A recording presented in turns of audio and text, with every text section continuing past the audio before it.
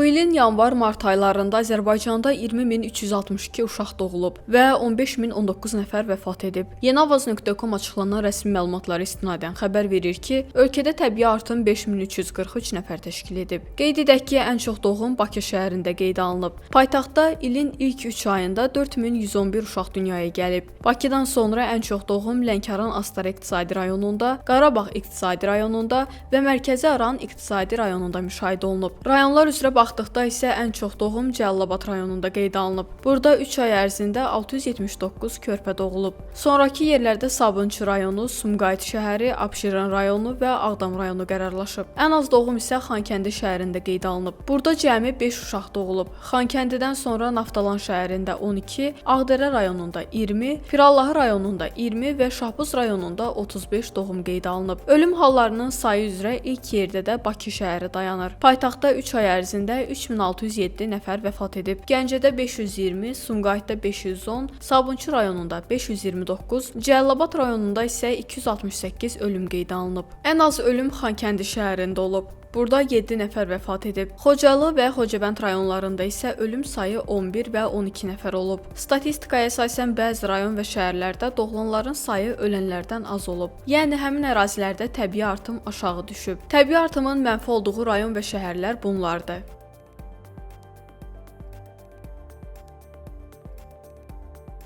Yasamal rayonunda isə doğulanların və ölənlərin sayı eyni olub. Burada hər iki göstərici 409 nəfər təşkil edib və təbii artım 0 səviyyəsində qalıb.